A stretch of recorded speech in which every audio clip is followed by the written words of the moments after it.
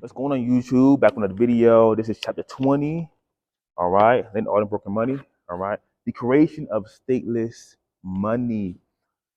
All right. In 1984, Nobel laureate economist Friedrich Hayek said in an interview, excuse me, I don't believe that we shall ever have a good money again before we take the thing out of the hands of government. Since we can't take them violently out of the hands of the government, all we can do is, by some sly roundabout way, introduce something that can't be stopped. That kind of statement sounds extreme at first, but when we remember that there are approximately 160 currencies in the world, and most of those rapidly lose value and have little acceptance outside of their own monopoly jurisdiction, then it may suddenly seem less extreme. Government and money often go together in modern history, but much like government and religion, they need not be inherently connected. And even if they are connected, it need not mean that can't be there can't be private alternatives.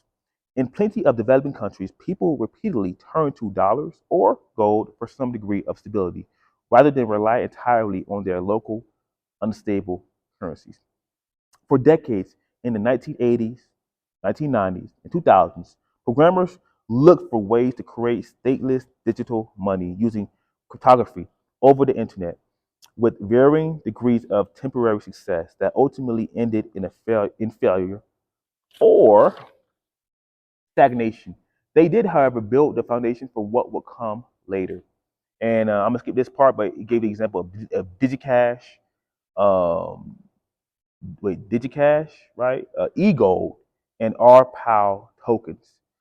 The limitations of uh, the limitation that most of these monetary projects all shared was they were centralized. DigiCash, as a centralized company, failed to build a network effect. eGold was quite successful until it was shut down by the government. RPow token relied on a centralized server. So all the problems. In 2008, an unknown developer or group using the pseudonym Satoshi Nakamoto implemented some of these techniques in a decentralized way. On October 31st, 2008, Satoshi introduced a paper called, quote, Bitcoin, a peer-to-peer electronic cash system, end quote, to a cryptographic mailing list that included several of the above named individuals, among many others. The abstract was as follows. A peer-to-peer version of electronic cash will allow online payments to be sent directly from one party to another without going through a financial institution. Digital signatures provide part of the solution, but the main benefits are lost if a trusted third party is still required to prevent double spending. We propose a solution to the double spending problem using a peer to peer network. The network timestamps transactions by hashing them into an ongoing chain of hash based proof of work. That's the point, folks, proof of work. Forming a record that can't be changed without redoing the proof of work, the blockchain, right? That's what I call it, at least. The longest chain can only serve as proof of the sequence of events witnessed, but proof that it came from the largest pool of CPU power. As long as the majority of the CPU power is controlled by nodes that are not cooperating to attack the network, they'll generate the longest chain and outpace attackers. The network itself requires minimal structure. Messages are broadcast on the best effort basis, and nodes can leave or rejoin the network at will, accepting the longest proof of work chain as proof of what happened while they were gone. The paper, only 9 pages long, was written in an academic form with 8 citations for a variety of cryptographic and time-stepping techniques, including a citation from Adam Back Hashcash. Over the next few weeks, varying cryptographers on the email list reviewed it and asked questions, mostly critical and skeptical, which were politely replied to by Satoshi. The emails are public records now, and reading through them feel like reading a dissertation defense with articulate questions and articulate answers between professionals. At no point did Satoshi promise riches or come off like a salesman. He wrote like an academic, although he made it clear that the goal of this work was freedom in the ethos of the cyberpunk movement. Satoshi, I can salute to that, my brother. Life, liberty, and the pursuit of happiness, but life, liberty, and private property rights. For example, one person on the mailing list wrote, quote, you will not find a solution to the political problem in cryptography, end quote. Satoshi responded with, quote, yes, but we can win a major battle in the arms race and gain a new territory of freedom for 7 years. Governments are good at cutting off the heads of centrally controlled networks like Napster, but pure P2P networks like G Nutella and Tor seem to be holding their own. Ah, smart person indeed. Satoshi then released the open source code on January 9th, 2009, and mined the first set of blocks. In the Genesis block, he referenced a topical newspaper headline about British banks bailouts during the heart of the global financial crisis. The Times, January 3rd, 2009. Chancellor on the brink of second bailout for banks.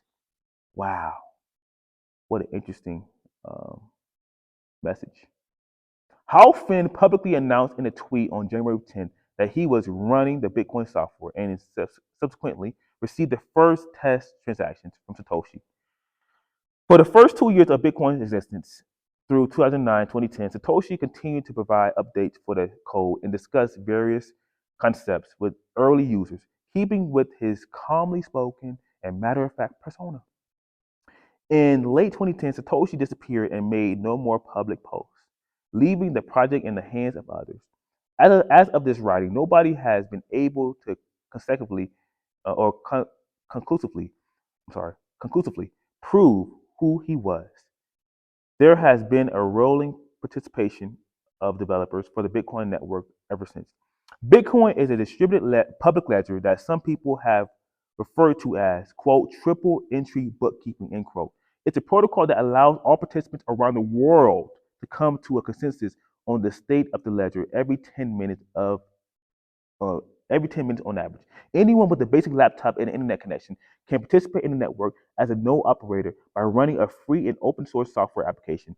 And doing so allows them to send and receive transactions without the permission of any centralized entity. Miners receive transaction fees, and for process newly created Bitcoin for processing new blocks of transactions on the network. Updates to the ledger, of course. Using proof of work, not stake, proof of work, and timestamping. And node operators check to ensure that those new blocks of transactions are following the rules of the network. Since the ledger is highly distributed and relatively small in terms of data, node operators can store a full copy of the ledger and consistently reconcile with it with the rest of the network. Users can keep their own private keys, which along with node applications is what allows them to move coins or fractional coins, typically called sats, short for satoshis, from their address to someone else's address on the ledger without using any third-party custodian. Alternatively, people can choose to trust a custodian with their keys if they prefer, and thus interact with Bitcoin similar to how they interact with a bank account. The total number of Bitcoin that will eventually exist is 21 million, and they are divisible into a total of 2.1 quadrillion sats. So 1 quadrillion is 1,000 trillion. 2.1 quadrillion is 2,100 trillion sats. So that's how I like putting it. I'm a numbers guy. All right, I've always been a numbers guy. But yeah, it goes on about some other things about Bitcoin. I recommend you read the white paper. It's like I said, it's only 9 pages. This book is like 400 pages, so it will take you like within an hour or two if you really read it, and if you're not really literate on computers and networks and all that stuff. It may take you about an hour to read it, but it should take you about 30 minutes to read the Bitcoin white paper. Go read it. All right, but this book is about 450 pages, 400 pages roughly, 480 pages, bro. Go read the Bitcoin white paper, man. It's gonna help you understand what this tool really is. That's all it is, folks. It's a freaking tool. So yeah, Bitcoin, peer-to-peer network, and yeah, go learn more about it. All right, I'm not here to persuade you on it. It's just a tool. That's all it really is, folks.